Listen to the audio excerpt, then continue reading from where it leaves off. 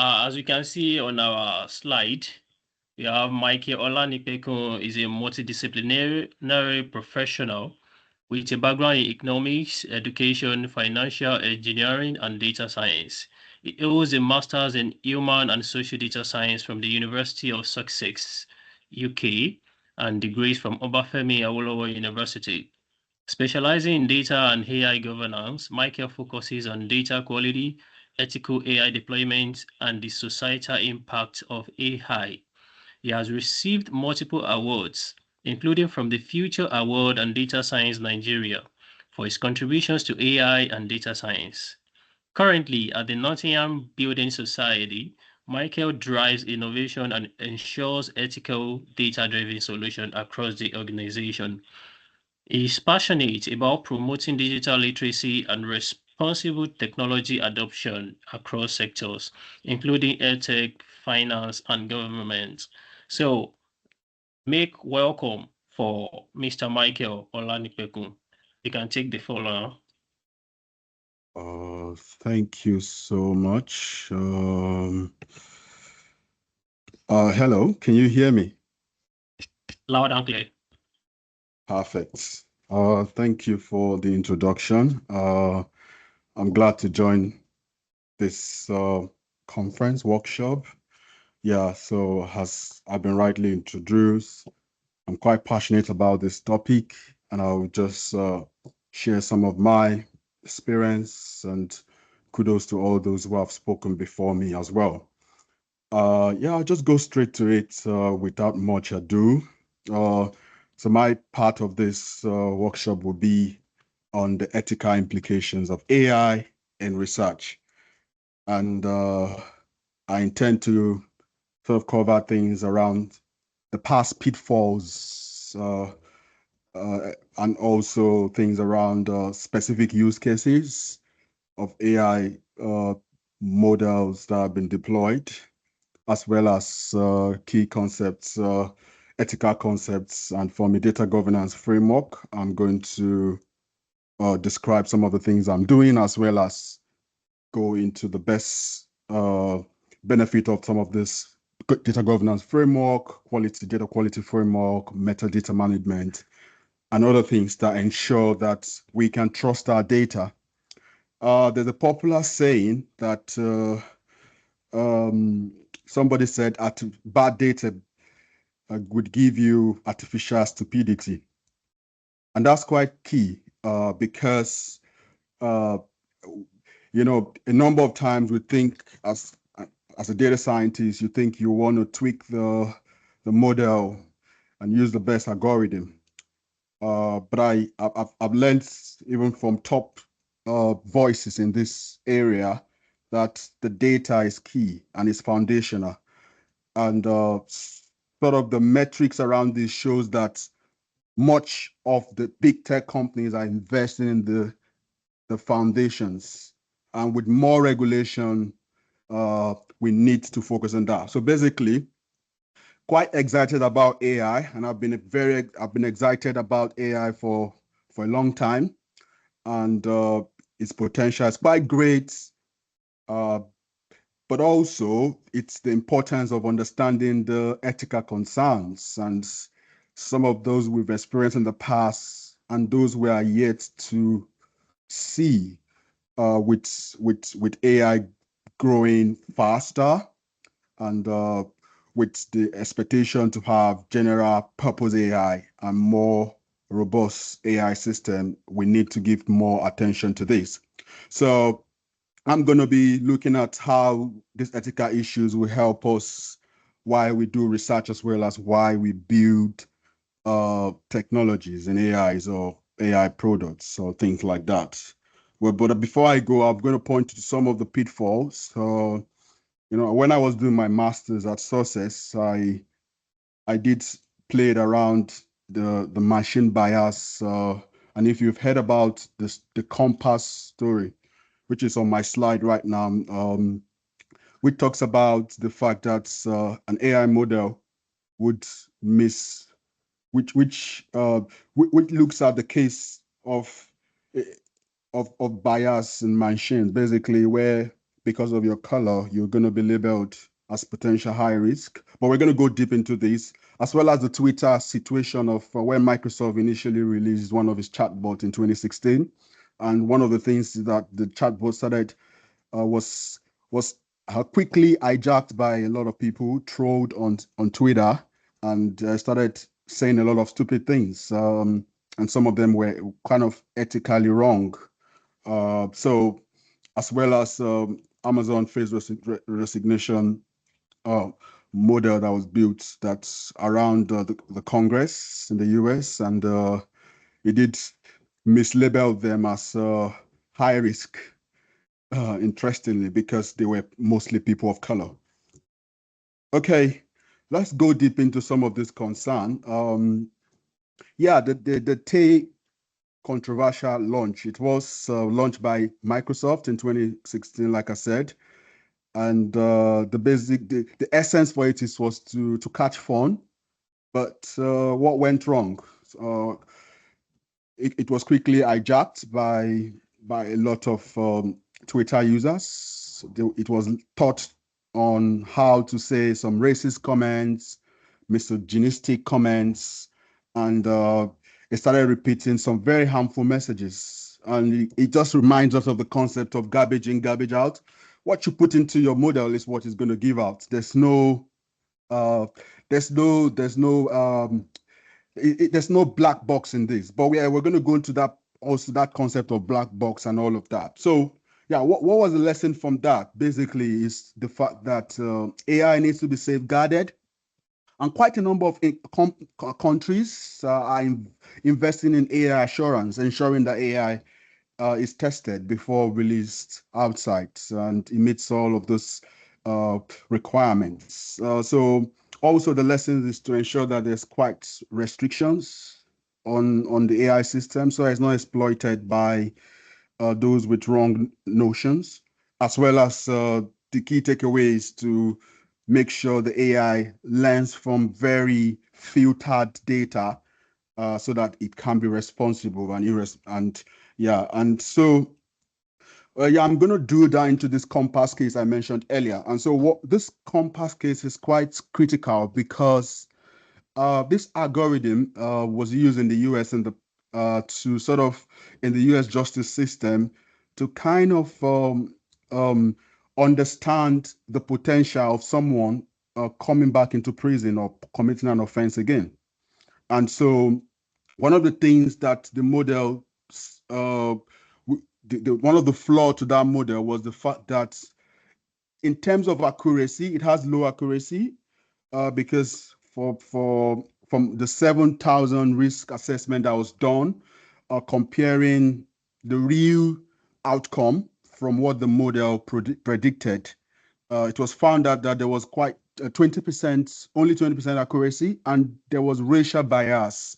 And basically, what does that mean is that the black defendants were predicted to sort of they were they were they were a false positive case. So they were more like the model says that black are going to commit more crime than the white folks in this case, and so there was a scenario of false positive, but in the actual situation we had those who because they committed an offense, a minor offense, the model said they would commit more grievous offense in the future. However, it turns out that was not the case. But I'm not going to bore you with that. But I have some links to all of these on my slides, and I'll definitely make that available if you're still interested.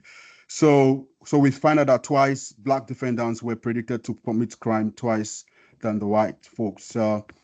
Anyway, let me go into some of these jargons, key concepts in AI, and some of them might have been mentioned by the prior speakers. And some of those concepts are around model transparency, explainability, trustworthiness, public perception, and bias. And I'll just try to use some very simple explanation to describe these. And basically, we know the concept of transparency, and the concept is just reinforcing the need for AI system to be very open. But I'm not going to drill down now because my other slide is going to talk more about some of these concepts. But I just want to water your tongue with this concept in AI. So yeah, transparency basically, like I was saying earlier, it looks at how AI models are developed and trained to ensure that they comply to ethical compliances and they foster trust. So both research institution and various and organization must be quite clear about their data sources. Have they broken any privacy rule? Their infrastructures and their training processes. What sort of data has the model been trained on? And the reason is so that uh, it builds trust because in some heavily regulated climes in the world, like Europe and California and some other part of the world that is highly regulated, and some of the rules, some of those regulations you might have been heard of, the GDPR, and as well the Californian regulation as well. So we talked about how personal data should be treated. So if this is properly followed, obviously there's a consequence for not following these regulations, and which you might want to read more about. But it's sort of, if we make AI transparent, if it's sort of going to foster innovation, build trust, and ensure fairness and promote accountability. And all of these will bring trust from the users, and they're confident that this AI is not using up their personal data. And in the case that we've earlier mentioned, is not biased as well, because it's been trained with fairness in mind. So yeah, another concept is explainability. Basically, I'm going to drill down to say, I mean, some of us, obviously, most of us here have gone through the learning curve from primary school. You've been a student. When a teacher is quite open about concept, particularly when it's a complex concept, and it's quite clear about how the methodologies of arriving at an outcome, it helps you to trust that teacher. And so an AI should play that role, basically, to be quite open about um, how explaining how his decision is come about, how what sort of ethical standard was adhered to, especially in sensitive dealing with sensitive data. The concept of black box. It's a lot of some people some systems work with that concept where you don't really understand what is sort of the learning data, the data, the training data that was used to train up this model. So this principle is just this concept and principle is just trying to say that AI should be able to provide easy to understand explanation about their decisions and their actions. Offering clear explanation gives the customer, the end user, sort of trust in the AI decision making process. However, the concept of black box, like I mentioned earlier, should be it's not something that should be promoted basically, because we need to understand how does it come to its outcomes. Uh, Without boring you, I'm going to go straight to accountability, and this is quite key as well. And because I work in the governance space, data governance and data quality space, accountability is key. I did mention that when I was doing my master's, we had some worked on Compass, which I mentioned earlier, and just using by the way, that Compass link about it has a notebook on GitHub, which you can also find on this slide. So one of the things I did during that time was also to look at uh, fairness, but also one of the conversation that we had that time was to talk about who is going to be responsible. For example, the argument around if an AI system is built, um, and then it made an error. So, for example, it predicted a false negative case where something is wrongly or is ignored. For example, a very critical situation would be a cancer case when it's falsely a false negative case. So that's quite critical because a patient will be denied treatment because the AI did not know that this patient has a a malign cancer, rather maybe predicted the patient to have a benign or a less a case, health case, and then that could lead to significant impacts in that person, which might lead to death. So in this scenario, who's going to be accountable? Is it the AI or is it the developer or the organization? So those questions are currently an ongoing argument around who is going to be responsible. And when autonomous AI comes to be, could AI be solely given such autonomous to play autonomously? Basically, what we're just trying to say, can AI be left to make decision by itself and face the consequences? And there's quite such fear that when AI gets such independence, it could lead to very serious ethical concern. And self-driving car, for example, we've heard when it was tested, some uh, some very negative test outcome of its running on people, killing people, hitting people down, and things like that. But usually it's always a, there's a debate around innovation and regulation. So the more we regulate, the more people believe that innovation is going to be hampered. But uh, but I think it's being at the balance because we know that there's quite ethical concerns around AI as well. Um, Fairness. I like to talk about fairness because it's sort of the opposite of bias. And there's quite, like I've mentioned in my previous slide, on the concerns around bias, racial bias, gender bias, and all of those biases. And some of those biases are historical on the model because the model has been trained on this data that has been given wrong context. And context is key. But many of those data were created with the wrong context and they were not objective, they were subjective. And so that's going to affect the outcome, basically.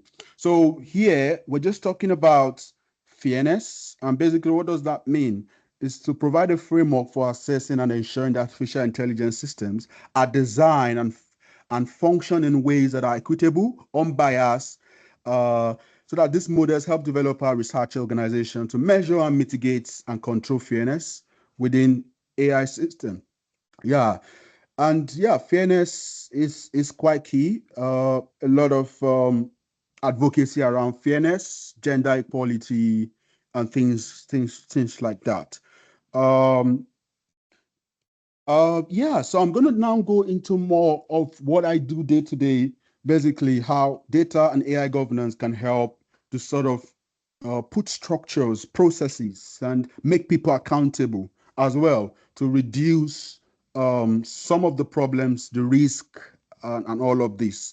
So one of the things that I do is to sort of set up data governance framework and basically, and it just looks at setting up an organization, a forum, and this can also be applicable to AI, forum, ethical forums, and whatever names you want to call it. And it's just basically making people accountable for critical data elements. And critical data element could be sensitive data, data about people, data about places, data about people's their bank account, and things that are sensitive and things that must not be out there. And you know that when AI is exposed to all of this sensitive data, what happens is that that person becomes at risk. And in more regulated climes and countries, that can lead to a lot of breaking those, releasing people's personal data is a breach of their personal data, and you can be fined for that. As an organization, you can be fined for that as well. And things around how we need to be more transparent on how we sort of process people data, keeping a record of processing activity, which people call ROPA. Basically, is just making sure that you get people's consents for customer consent before using their data, before processing their data. And so we need to imbibe that into our processes and standard. But you see, people need to be in those processes. And that's why the people part of ensuring that there's governance is key. So you need to have someone who is at the senior executive sponsoring you, pushing this ethical practices within an organization, within you building a system or a product. You need to have someone who is accountable for key data, who is helping to draft out policies. Policies will look at what is to be done, standards, how we should do it, uh, how we need to treat sensitive data, how that needs to be anonymized or whatever way you or mask the particular data so that those key and sensitive data are not being learned by AI. And with the LLM, you can see a lot of hallucination as well, but as well as revealing personal data because many people are using it. So there are consequences. And also this can be in three tiers. The executive tiers, which is the senior executive, they need to be on board if you're setting up a data governance structure, and the owners need to be on board, as well as the stewards need to be on board. The stewards here are talking about subject matter experts, those who work with the data, both from the business, because they understand the requirement for this data. They know what is a good data. They know what kind of reports, and they also sort of give you more insight from the business perspective. I'm going to go straight to my next slide, and basically I'm looking at some of how do we go into this theme in more details. So data governance, like I say, is foundational to ethical AI in research. And what do I mean? Having governance in place, like I was trying to uh, expand on in my previous slide, is quite key. Having owners and making them accountable, so that whenever there's a data issue, who to go to, who's going to be accountable, and also having policies and standard. And some of those policies and standard are going to help the system, the organization, the product, the research to adhere to best practices so you don't get fined, so you don't get into the wrong side of the law. And in countries where you have those laws enforceable, they come with very grievous, sort of grievous consequence. So, and also, like I just mentioned in my previous slide as well, the governance side of things, which is having a governance council where there is a deliberation, it's more like a working group where you sort of interact about specific decisions that meet best practices in data governance, as well as ethical issues as well, coming up with a standard basically. So you need to have policies and standard in place that adheres to regulatory. You need to have people who are responsible in the form of a structure, that's a data governance council, and these people would be accountable. They'll be owners, they'll be stewards, and all of this.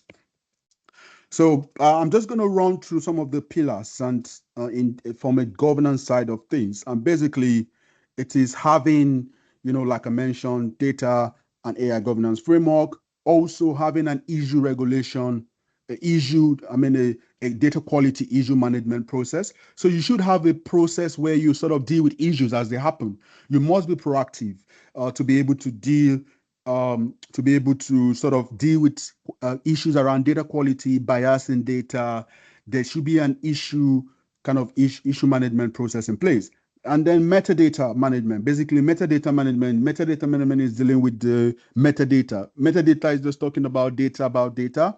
So you want to be able to properly make sure that the metadata is, in terms of data specification, in terms of critical data element, is identified, is labeled properly, is in the right format, and you're testing the integrity, you're testing as well the quality.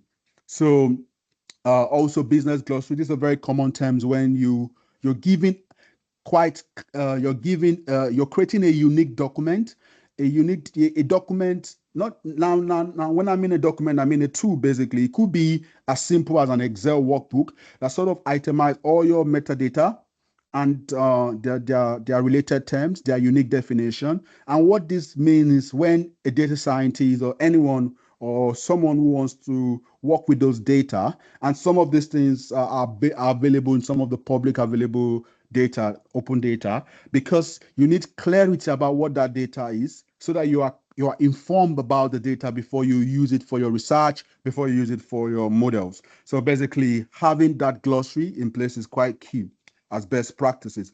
So data lineage. So we know that understanding data sources is quite key to be able to sort of know where a data originates from, the target, and those are key as well in understanding to be able to understand the data flow and build your AI on the right data sources. Knowing that it is the right source of data is quite key to be able to have follow-up ethical process as well as have good outcomes. And data quality assessment on understanding the quality of the data, because if the data is not of high quality, then you're going to have predictions that cannot be trusted anyway.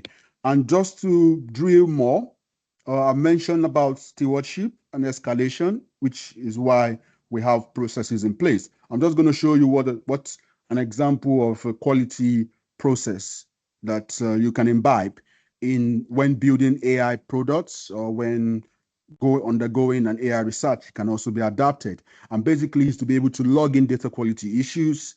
Someone is picking that up and assigning it to the subject matter expert on that quality issues, and that issue should be resolved. And when the issue is resolved, it should be sent to a board, which we talked about, and those boards should review it, and then eventually, if it's a good solution, and there's approval, and then the process ends. But what we're just saying is that you should be proactive, have a data quality issue management process in place to be able to record issues and deal with those issues as they happen.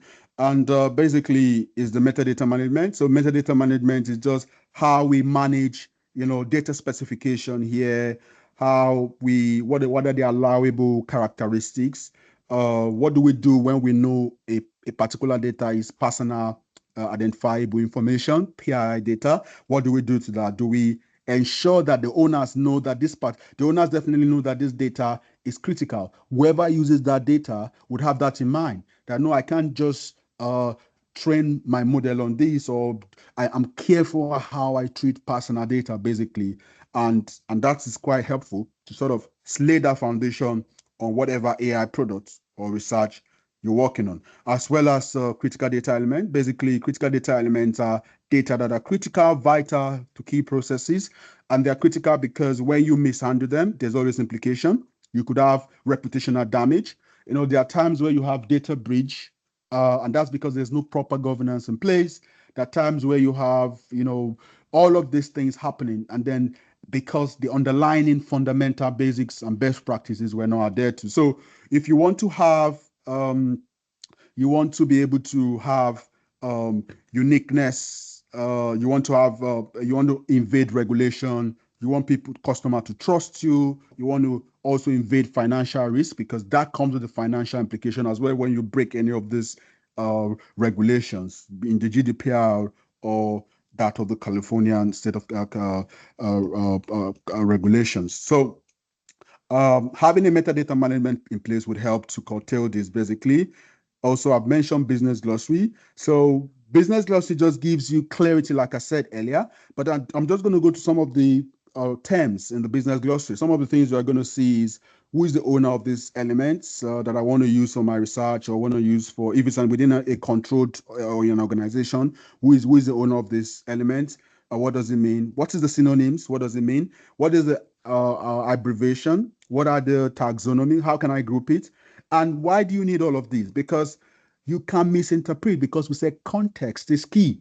And if you don't have the right context about what the data mean, you're gonna use it the way you feel, give it the wrong context, and that forms bias, and that sort of leads to why you have an outcome that cannot be trusted, or you've not followed best practices. Um, Also, I'm just going to go a bit more into some of the data quality. And basically, data quality that I mentioned here is talking about how do we measure to see if our data is of high quality. As a human, you have an height, you have a weight, and all of these are metrics that you can be measured by to sort of know who you are, and people can understand where you stand by all of these metrics. And so also data can be measured. You can measure whether the data is accurate by understanding whether this data really is reasonable to real life situation.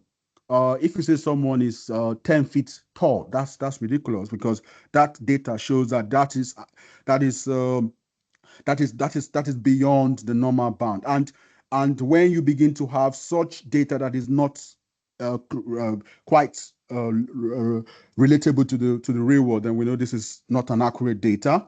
For example, completeness. Basically, we want data to have all the field, all the required field, all the mandatory field are provided. And consistencies, when you work in an organization that is a complex organization, for example, where you have multiple systems, you you have you're dealing with multiple systems here. You're going to need to have consistencies of how you sort of you define the data. So you don't want to have two terms meaning different things. So this consistency is being able to measure how consistent your data is across systems, and making sure you are checking that with with a reference source, maybe a trusted source data. But just having that consistency in place is key. Validity. So, for example, if you are doing a survey and someone provided data that is like the age is 150 years. So do you just use it for your analysis? Or do you look at it and say, no, this is not? So if you've put validity in place, you're going to design the survey to contain some valid data. And what that means is the person who is entering, the respondent will only put in valid data. And when valid data is put into your survey, you're going to have data that you can trust. So putting validity in place, a valid rule, making sure that, for example, people's age cannot be beyond 110, 100, in rare cases on 90. So you want to put it within the time frame or the age bracket that is reasonable. And if, for example, you don't want to collect minor data, you're doing a research, ethical consideration requires that you don't deal with a minor. For example, you have to be able to have consent from their parents. So you want to be able to also filter those sort of demography out of your research or your data collection. So timeliness is just talking about data being available to the end user when the time frame from data creation and data availability. And this differs across various projects, across various research.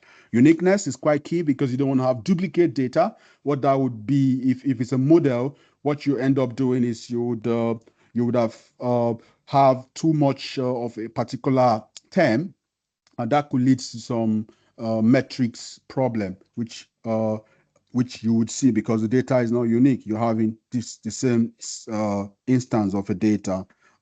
Basically, I talked about data lineage. Data lineage is just what you do to understand where the data comes from, the data life cycle, because there's a point of creation of data and there's a point of destruction.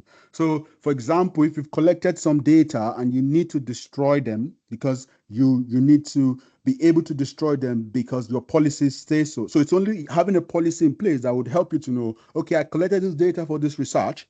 I collected this data for this purpose, for building this product, or this data about my customer or my client or whatever. I need to be able to know when this data should be safely destroyed. So having data lifecycle basically helps you to understand, one, who is responsible for a data in a key data processes. You also be able to understand the data, trace the data lifecycle, showing the flow from inception to conclusion, basically. And it helps you to sort of see such uh, flow. Yeah, I'm conscious of time, and I'm just going to try to round up much early. So if I can get more questions, if I have questions, I'm happy to take those questions. So, but all I'm just trying to say as I drive in the end of my points is that through all your processes from a development side, because I work in the industry, you need to be able to incorporate quality, trusting the data as you build AI products, as you perform AI research. You need to ensure that there are processes standard, that your processes adhere to quality, your quality standard, and ensuring that from a software side of things, in your planning, in your creation, in your testing, and in your deploying, you want to ensure that you are embedding those data governance standards in place. You're ensuring that those data quality dimensions are being put into perspective. You mentioned that the data is accurate, is correct, is valid, and so you can trust the outcome. So just to sort of look at the benefit. The benefit for this is sort of enormous. We can't exhaust the benefit, but the benefit is that you when you put all of this best practice, you follow ethics. You follow the right ethics, the right way of doing things. You're going to have efficiency. It might take longer because it's easy. Sometimes you want to get things faster, but in some instance where you know that when you don't go by the rule, you don't follow best practices, you're going to be facing some consequences. So you want to make sure that that is invaded. That is, you don't want to be building a product that would create ethical concern or like we've seen in the earlier slides. As well, you want to be able to have trusted, accurate outcomes of your predictions because your training data is free of bias, is fair, and is not dealing with your money, you're treating people's personal data the way it should be treated. You're also understanding the underlying biases that could be in place. Also, you want to be able to build trust because that's the whole essence. You want to have customers that trust your product. You want to have respondents that trust the fact that you've collected their data. You're going to follow best ethical practices. You want to be able to build that trust and putting this foundational best practices in place from governance and all of the other things we've talked about is quite key, as well as trusting the decision, trusting your outcome, the outcome of your research, the outcome of whatever you're building is making sure that what you garbage in is correct. Going back to the previous concept of garbage in and garbage out. So thank you very much. I am happy to take questions. I'm aware I got some few more minutes and yeah, thank you for listening to me. Yeah. And for my reference, I got some reference as well. So yeah, please feel free to ask question. If you want me to stop sharing my slide, I'm happy to, and I'll just take questions and interact or comments. So yeah. Okay. Can you hear me? Michael, thank you for that. So everyone, I think my name is Chibuzo. I'm with the Hankali team. So please, everyone, if you want to ask questions, you can use the chat room. Just drop your questions there so that we can pick them and then respond to them.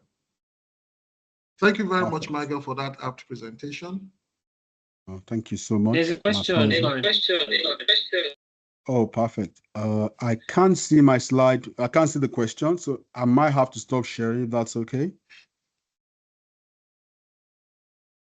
Okay, I think I should stop sharing so I can see questions.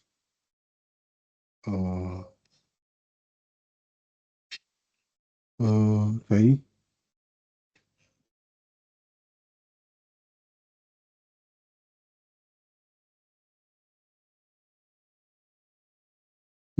Thank you very much.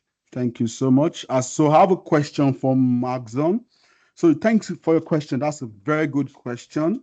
Yeah, the role of I'm going to read it out just the role. So the question is, data governance is supposed to be a big deal, and the role of data governance ought to be different from the data analyst and other data professional. Quite correct. My question is, who should be the person that drives data governance ethics in organization? Well, I mean, there's no one size fit all to this question. So there's no one size fit all approach. But like you've rightly said, data governance, uh, if we look at from Dharma Debug is basically one of the people say the Bible for data management professionals.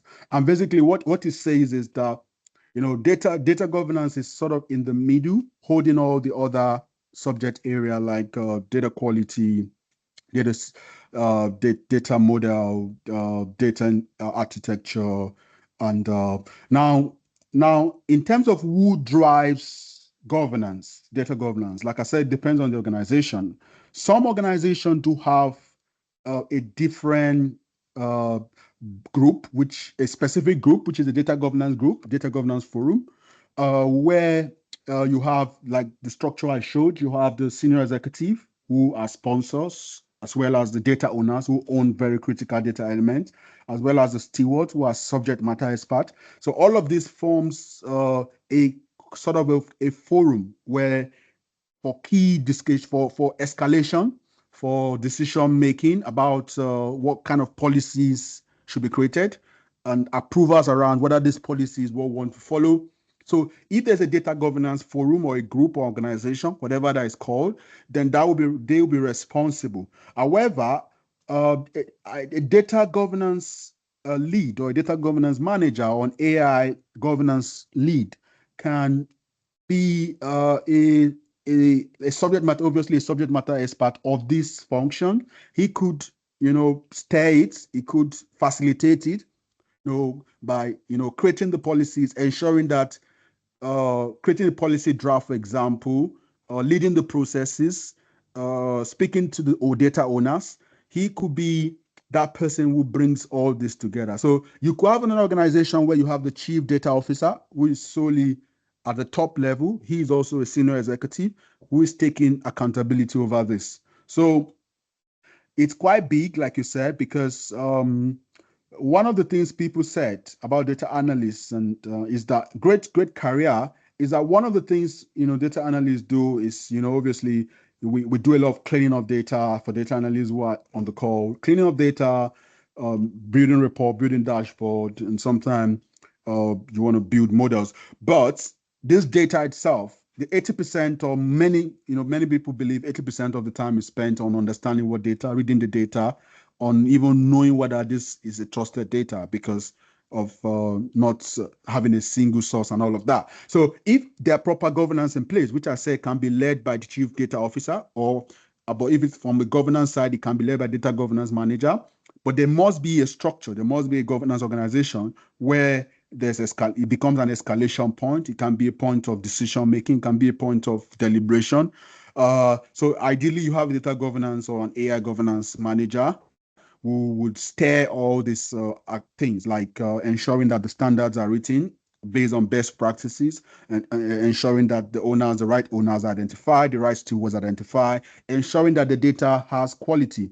So you can have some organization where you have a data quality expert who is especially just building dashboard, performing assessment on the data, profiling the data to understand what's the quality of this data, as well as reporting this quality on the dashboard, but also having a remediation process in place to sort of say, okay, we have incomplete data. How do we solve it? Is it from the source? We have a data that is sensitive and that is out there. So this issue log forms a operational tool where these issues are being dealt with and the desired solutions are also being reported. So what that does is it tracks issues, how we are dealing with it. It also suggests proposed solutions. So that's someone having a data quality specialist portfolio. So yeah, there's no right or wrong answer to this. Did I answer your question? Or you need to bring clarity on any of the points I've mentioned? Yeah. Did I answer your question, Magzon? Okay, I presume yes. Yeah, is there another question? Still got a few minutes before the end of my time. And if there's none, then it's been a great time being here. Thanks for giving me your audience, and I do hope you enjoy the rest of your day.